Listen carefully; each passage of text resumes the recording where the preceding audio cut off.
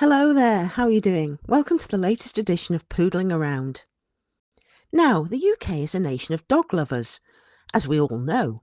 But do you know how you could make your pooch the king or queen of the castle for a day?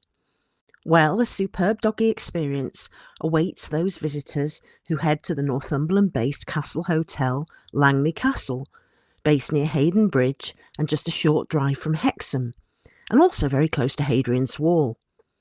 To find out more about this, we spoke to Executive General Manager of Langley Castle, Margaret Livingston Evans. Hello, Margaret. Welcome back to the show. We're going to talk to you again about Langley Castle, but this time we're going to focus on your dog friendliness. And I know you've always been a dog friendly venue, but we're going to talk about something specific because I think you've gone all out now to offer bow wow factor stays, haven't you, for these doggies? Yes, we have. We have a doggy guide to canine castle capers. You can actually find that on our website. So there's a free download. It's wonderful. Obviously, it advises and it tells you where to go and how to keep your dog safe when you're on beaches, etc. And it's really good. I mean, the thing is, sometimes we greet our doggies in a different way to our guests. We just zoom in on them. We have our little treats at reception. We really do love our doggies here. And I think that goes for most of the staff, actually, which I think is quite nice for the guests when they arrive, because they think, well, I've made a good choice here. My dog is welcome. So if my dog's welcome, life is good. The world is good. And it doesn't take us much to welcome a doggy, Then we remember we have to welcome our guests as well. We forget about them. And I think this is really important, isn't it? Because so many families took in a dog or adopted a dog during lockdown. There's so many people out there wanting to staycation with a dog now. They must be sort of wondering, where can we go? Where are we really going to find that doggy welcome? Mm-hmm. Yeah, and of course, because of the grounds as well, we're perfect. We allow dogs to stay in certain rooms in Castle View. We have great walks for them. Even in the guide, we mentioned that we've got special doggy beds and we offer a special doggy breakfast, and it's called a poochy déjeuner, so they can tuck into scrambled eggs and sausages. I have to say, most of them only really want the sausages. We do sometimes try them with the egg, but the sausages are the things that are most popular. And of course, they like to have a comfy bed and a water bowl. So they're a pleasure. We have lots of pictures taken with our doggies. We like to put them online because, again, it gives reassurance to future guests that we really do like our doggies. Something I really love that I've spotted in this guide is the Doggy Sense of Place guide, where you're talking about scents as aromas, aren't you? Tell us a little bit about that. Yes. Obviously, we've sniffed out the best scents in Langley's 10 acres. And we've got a list, and that includes rabbit scents, peacock scents, and the plants that grow by the streams. So it sounds like doggy heaven, really. Sort of get on the trail of all these things and have a jolly good time running around and wagging your tail and having a great fun, I would imagine, in these grounds. Yes, and we even have our regular doggies back. We have lots of doggies that come back time after time. And it's as if they know, they know they're going to have their photograph taken, and they know they're going to get a treat. And their owners love it because, we know them all by name. I'm not saying we have favourites, but some of them are that regular that, we're on first name terms. And, it's not all about Langley either, is it, this guide? You've also included lots of dog-friendly places to visit in Northumberland. So why have you done that? That sounds very generous of you. Yes, well, we're very proud of all of Northumberland, and we're a part of it. And the great thing about the dog-friendly experiences is that, the whole county, from the beaches and the woods, the woodland walks, the forests, it really is doggy heaven. There's no doubt about it. Yeah, so, and it's nice, isn't it, that you're playing your part in boosting wider Northumberland tourism as well. Oh, yes. Well, we're very proud. We're very proud of our county, recently having won awards for our tourism and hospitality. And a lot of people still, I've been in the industry a long time, and a lot of people from the south, I don't know, they've got an impression of the north, but when they actually venture up north and they see our beautiful county, they realise what they've been missing. And it's wonderful. It's wonderful to see that reaction. But in particular, the doggy owners as well, because, there's so much open space up here, so many beaches. It's wonderful. And I think what's nice is that you've included tips to keep dogs and wildlife safe, haven't you? Yes, we've talked about seals and seabird safety advice, and also to help protect the nesting animals.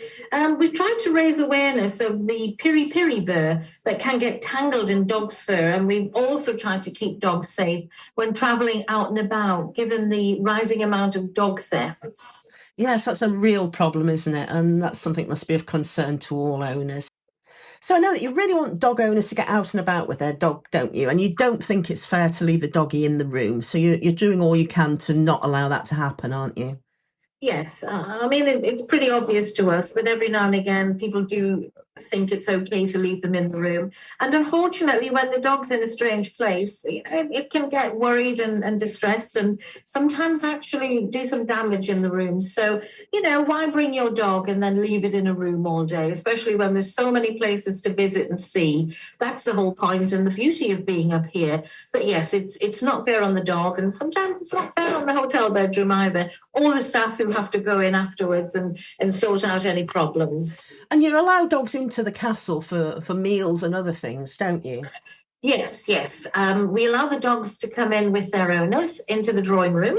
So if the guest is wanting to have a relaxed dining menu, they're more than welcome to eat upstairs. If they want a drink, a coffee, whatever, afternoon tea, not a problem. The only place we don't allow them to go, obviously, is into the main restaurant, into the Josephine restaurant. But no, the fact that they can bring the dog in, they can eat and drink, even at breakfast time. We will set up a table in the drawing room for breakfast, which is when the doggies usually have their sausages. And it just makes the guests feel comfortable that, the dog's welcome too. But of course, there have to be some restrictions. But I think most people are just rather pleased that they can bring their doggy into the castle. Yeah, indeed.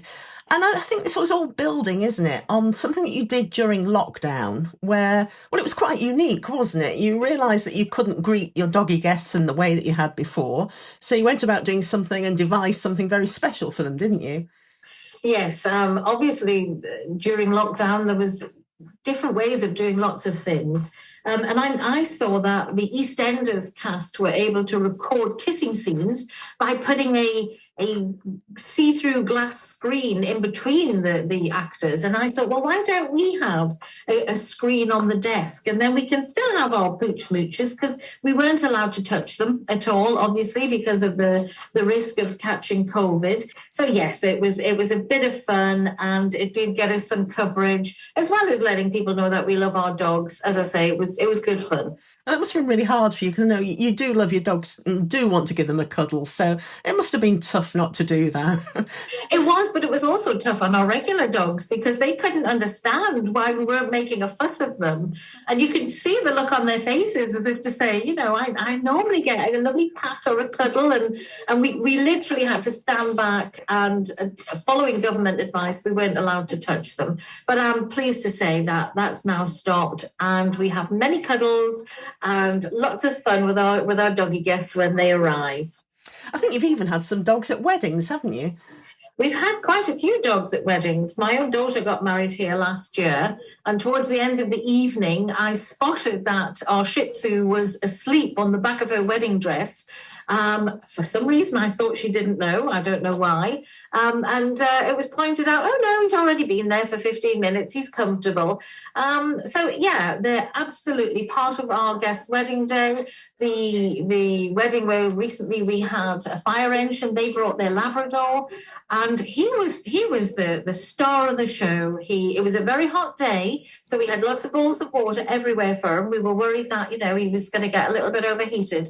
And I think he loved all the attention. There was no children, there was just one doggy. So he did get all the attention, and it was lovely. And he was a really well-behaved dog. So, it's a pleasure for us as well. And I know Langley is such an authentic castle, isn't it? That, dogs should be really proud to stay there and to prove that they've stayed there. And you're actually giving them a way of having some wagging rights, as I believe you're calling it. Yes, they get a doggy certificate when they stay here, and they also get a passport. Obviously, that gives them right of way to keep coming back to the castle.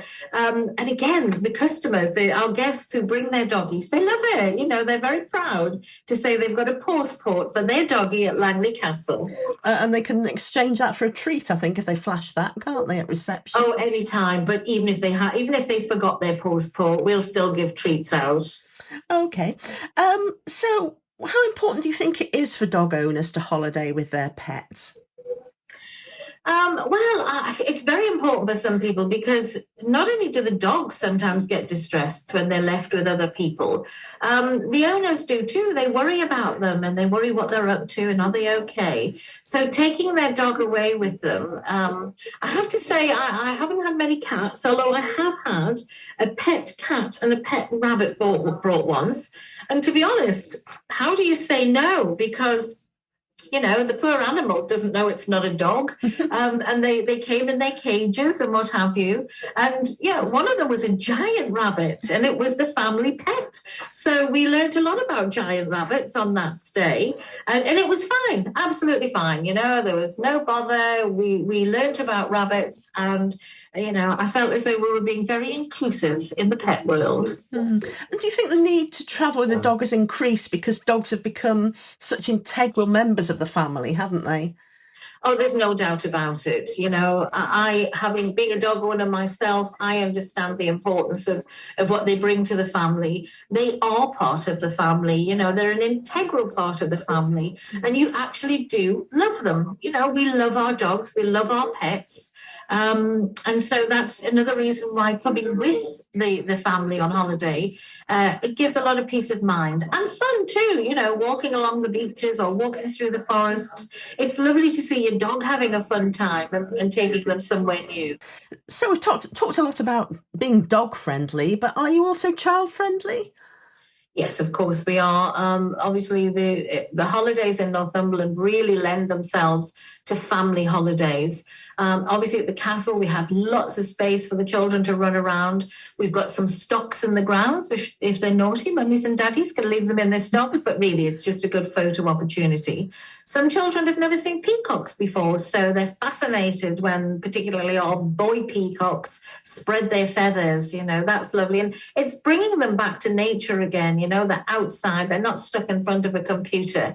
I'm considering the whole of Northumberland now when I say there's beaches and woodland areas, and it's getting the children outside. In the castle itself, as I say, J.K. Rowling stayed 4 times here. So we feel there's aspects of the castle in the books. And we were pre-lockdown trying to encourage events around that. And we had capes made and what have you. But because of COVID, we haven't really got back to that because sharing capes or sharing scarves and pieces of equipment, probably not, we're not ready yet to do that. But certainly as far as the children are concerned, they love coming in and their little eyes are wide open when they come into the castle and they look up the stairs and, they know they're in a real castle. So it's wonderful for them. Some of them are very knowledgeable, actually. They tell us about things, which is really encouraging, very encouraging. And do some of them dress up as princes and princesses and imagine themselves in a fairy tale world? Oh, yes. We get a lot of princesses, more so than princes. I think the boys are more interested in the suits of armour. And obviously the story that we did about Langley Bear and the Snowy Knight, Gilbert was the suit of armour in the story. So they can actually see Gilbert when they come here if they've listened to the story beforehand. So the boys are very into the battles and the building and the armour, whereas the girls like to dress up and get their fairy princess dresses on. Tell us a little bit about Langley Bear. Who is Langley Bear? Well, Langley Bear is our bear, obviously. He's a bear that we actually sell. And because of that, a story was created around him. Again, during lockdown, when anything we did had to be done that we could share with people online. So a story was created and recorded, and again, you can hear it on YouTube. And we've just got 2,000 Langley bears being delivered to the castle, literally as we speak. So it means that anybody going away can purchase a Langley bear as a memento of their stay here. But he has his own life and he has his own stories, and I'm sure there are many more stories to come. Okay, so right, back to dogs. How does a dog owner go about booking a stay at Langley Castle? Well, it's always best to book direct to ensure that they're booked into a dog-friendly room. Literally, just call the hotel, speak to the receptionists. You can find all the details online. And obviously just mention that you've got a dog and you want the dog to stay. And at that point, the staff will explain how it works with where you can eat, where you can go, etc. And, you know, the fact that we like to give our doggies a nice breakfast as well. They're doggy petit déjeuner. And going back to the Canine Castle Capers guide, just remind us, where can people actually find that guide if they want to download it? Is it at your website? Yes, absolutely. Go onto our website and, you can do the virtual tour of the castle. You can check out about the canine capers. You can see things that are happening in the local area. A lot of information on there. As well, of course, information on weddings, the elopement packages on there. So there's a lot of information that will and enhance your stay or encourage you to stay, one of the two. Well, I'm sure that dog owners all over Britain will be wanting to head there now. And anybody with children will probably be sorting out the princess dresses. So Thank you very much, Margaret, for your time. You're very welcome. Thank you, Jane.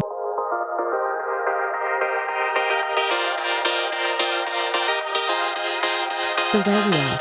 A chance to give your doggy a fantastic holiday in Northumberland and take advantage of the opportunity to explore some of the other things described in the Doggy Guide to Canine Castle Capers, which I have to own up to having written.